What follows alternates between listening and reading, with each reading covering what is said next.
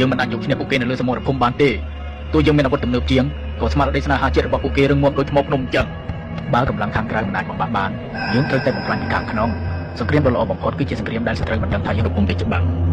យើងនឹងមិនសម្លាប់ពួកគេដោយគ្រាប់កំភ្លើងទេតែយើងសម្លាប់ពួកគេដោយស្លាបព្រាយើងនឹងបញ្ចេញសារធាតុគីមីពិសេសម្យ៉ាងដែលផ្សំក្នុងចំណីអាហារភេសជ្ជៈនិងបង្អែមដែលមានតម្លៃថោកនិងមានរូបរាងទាក់ទាញសារធាតុនេះនឹងមិនសម្លាប់មនុស្សភ្លាមៗទេតែវាជ្រាបចូលយឺតៗបំផ្លាញទៅខាងក្នុងបន្តិចម្ដងទី1វាបំផ្លាញសតិបញ្ញាសារធាតុគីមីនឹងជ្រាបចូលទៅក្នុងប្រព័ន្ធសរសៃប្រសាទបំផ្លាញកោសិកាខួរក្បាលយឺតៗជាពិសេសចំពោះកុមារពួកគេនឹងក្លាយជាមនុស្សចំនួនក្រោយដែលខ្សោយសតិបញ្ញានិងរៀនមិនចូលគិតក៏មិនបានវែងឆ្ងាយទី2បំផ្លាញសុខភាពសារធាតុនេះនឹងធ្វើឲ្យប្រព័ន្ធការពាររាងកាយចុះខ្សោយងាយនឹងកាត់ជំងឺប្លែកៗជំងឺមហារីកនិងជំងឺរ៉ាំរ៉ៃផ្សេង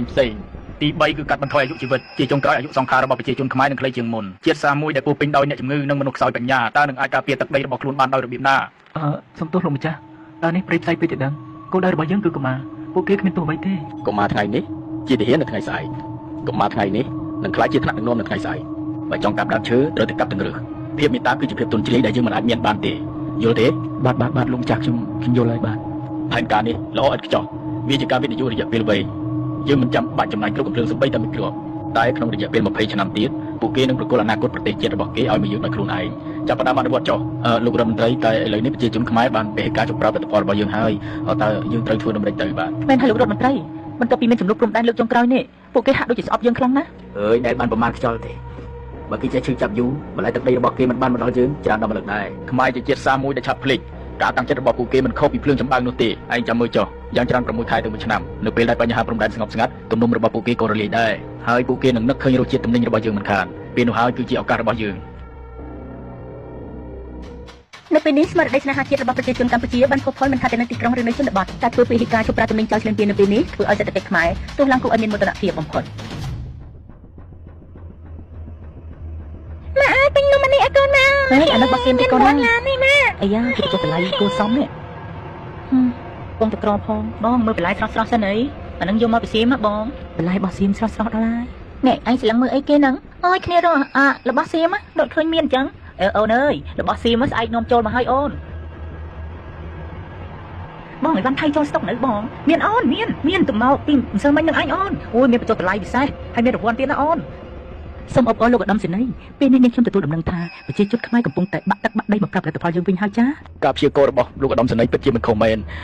លោកឧត្តមសេនីយ៍បាននិយាយថា6ខែទៅ1ឆ្នាំឥឡូវមិនទាន់ដល់ផងគ្រាន់តែបញ្ហាព្រំដែនស្ងប់តែបន្តិចសោះពួកគេក៏ត្រឡប់មកវិញនេះគឺជាដំណឹងដែលគួរឲ្យរីករាយណាស់ចាំមើលតែ20ឆ្នាំទៀតយើងនឹងសើចឲ្យយះមាត់តែម្ដងមើលទៅប្រហែលជាមិនដល់20ឆ្នាំទៀតដឹងលោកប្រធានព្រោះថាអាជីវករខ្មែរមួយចំនួនឃើញអូយខំប្រើល្បិចគ្រប់យ៉ាងដើម្បីបានតំណែងយើងយកទៅលោករឿងនេះគេមិនអាចបន្ទោសយើងបានទ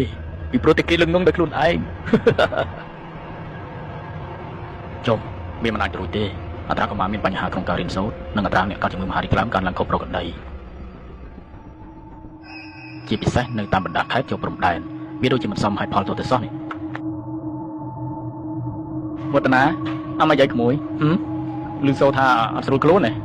េមិនដឹងទេបងអូនអើយមួយរយៈនេះវាភ្លេចភ្លាំងច្រើនណាស់រៀនក៏មិនសូវចាំដូចមុនគ្រូនៅសាលាក៏ល្អូនឹងវាដែរចុះអាការៈរបស់វឌ្ឍនាយ៉ាងម៉េចដែរបងវាដូចជាប្លែកអូនផ្លឹក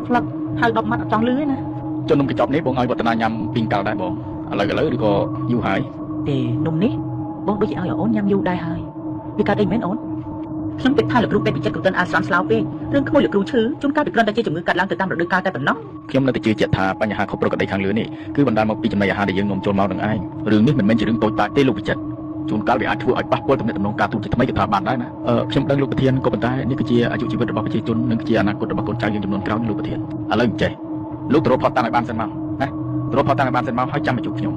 អូខេបាទលោកប្រធានបាទអរគុណលោកប្រធានមានឃើញអ្វីសោះលោកវិជ្ជបណ្ឌិតការធ្វើតេស្តរាប់សិបលើកដោយប្រើវិធីសាស្ត្រស្តង់ដារមិនបានបង្ហាញអ្វីខុសប្រក្រតីទេសំណាក់ទាំងអស់ស្អាតតាមបច្ចេកទេសប៉ុន្តែនាងខ្ញុំអស់លទ្ធភាពហើយលោកគ្រូពេទ្យអ្នកទាំងអស់គ្នាត្រូវស្ដាប់ខ្ញុំពួកគេខំប្រឹងលាក់យើងសម្បើមណាស់តែយើងមិនត្រូវចោទចាញ់ចំណុចថាយើងត្រូវតែប្រើប្រាស់បច្ចេកវិទ្យាចុងក្រោយដើម្បីវិភាគរោគមើលខ្មោចដែលគេខំប្រឹងលាក់ទុកទាំងនោះ ឥឡូវអ្នកទាំងអស់គ្នាមានតែការតស៊ូស៊ូទាំងអស់គ្នា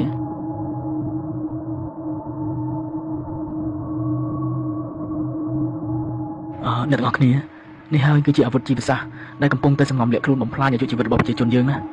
ព្រះអើយវាគួរខ្លាចណាស់សារធាតុនេះមិនមាននៅក្នុងបញ្ជីសារគីមីសកលទេរចនាសម្ព័ន្ធម៉ូលេគុលរបស់វាត្រូវបានរចនាឡើងយ៉ាងប៉ិនប្រសប់ពួកយើងទាំងអស់គ្នារៀបចំឯកសារដើម្បីបញ្ជូនទៅត្រាក់លើនេះមិនត្រឹមតែជាបញ្ហាសុខភាពសាធារណៈធម្មតាទេ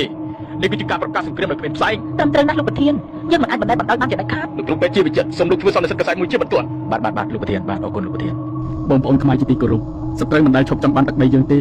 ពេលនេះសមរភូមិបានផ្លាស់ប្ដូរពីព្រំដែនមកដល់ចានបាយនៅក្នុងផ្ទះរបស់យើងម្នាក់ៗហើយពួកគេចង់ឲ្យកូនយើងល្ងងខ្លៅចង់ឲ្យយើងខ្សោយនិងស្លាប់មុនអាយុសូមបងប្អូនមេត្តាប្រុងប្រយ័ត្នកុំលោភលន់នឹងរបស់តម្លៃថោករហូតភ្លេចគិតពីសុខភាពនិងអនាគតកូនចៅសូមងាកមកគ្រប់គ្រងផលិតផលខ្មែរបន្លែត្រីសាច់ដែលដាំដុះដោយកសិករខ្មែរអាចមិនមានសម្បូរវិកខ្ចប់ស្អាតតែវាមានសុវត្ថិភាពនិងពោពេញទៅដោយសេចក្តីស្រឡាញ់របស់ជនរួមជាតិយើងកម្លាំងរបស់ជាតិគឺស្ថិតនៅលើសុខភាពនិងបញ្ញាញាណរបស់ប្រជាជនកុំឲ្យសត្រូវឈ្នះសង្គ្រាមដោយសារតែការធ្វើប្រហែសរបស់យើងនៅលើចានបាយឡើយហើយដឹងស្អីទេ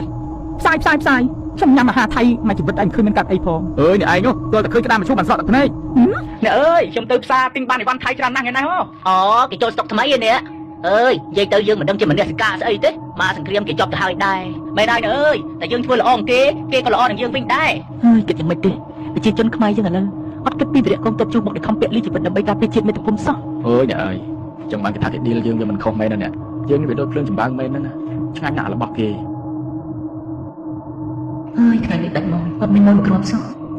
ព្រោះតែម្នាក់គុំត្រូវតែរបស់ចៅមកអ្នកអើយទៅវិញទៅណារោងចក្រយើងបិទហើយមែនហើយតោះទៅវិញទៅទោះបីជាយើងនៅក៏រោងចក្រយើងមិនបានបើកវិញដែរ The number of infected people has increased significantly. ទិន្នន័យនៅឡើងខ្ពស់ដល់ដែរគិតយ៉ាងណាទេគ្រូពេទ្យជួយកុំជាបងគ្រូពេទ្យមិនអីទេចាំលោកគ្រូជួយអើយលោកគ្រូពេទ្យខ្ញុំប្រចាំលោកបងឯងមករយៈសិនសង្ឃឹមតែខ្ញុំមានលុយយកមកលោះវិញណាលោកបងព្រោះតែអាហាររបស់ចៅធ្វើឲ្យចៅយើងស្លាប់តើវាចៅហ្នឹងស្លាប់ជាដំណឹងដ៏រីករាយនៅពេលនេះស្ថានភាពអ្នកជំងឺបានថយចុះគួរឲ្យកត់សម្គាល់ប្រជាជនខ្មែរ 100% បានងាកមកប្រើផលិតផលខ្មែរគ្រប់គ្នា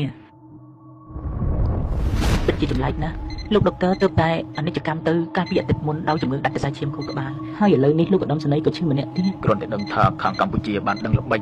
លោកឧត្តមសេនីយ៍ក៏ឈឺធ្ងន់ភ្លៀងអើយពិតជាអាណិតលោកណាស់មែនហើយគួរអាណិតលោកណាស់មិននឹកស្មានថាផែនការត្រឡប់ចាក់ចឹងសោះហើយ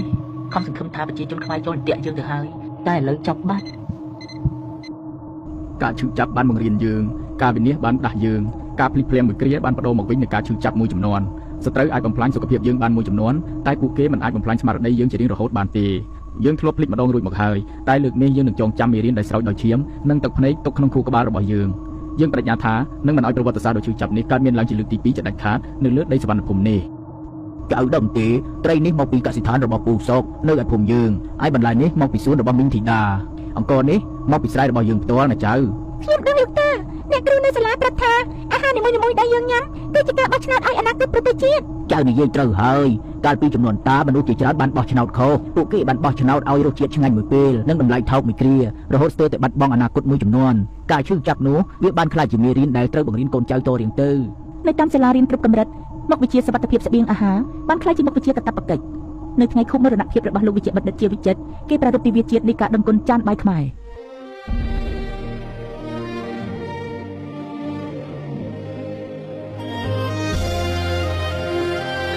រឿងរ៉ាវនៃសង្គ្រាមត្រជាក់លើចានបាយមិនមែនគ្រាន់តែជាប្រវត្តិសាស្ត្រនៅក្នុងសៀវភៅទេតែវាបានក្លាយជាផ្នែកមួយនៃឈាមជ័ររបស់ខ្មែរចំនួនថ្មីពួកគេយល់យ៉ាងច្បាស់ថាការការពារព្រំដែនពិតប្រាកដគឺចាប់ផ្ដើមពីចានបាយនៅក្នុងផ្ទះរបស់ពួកគេម្នាក់ៗ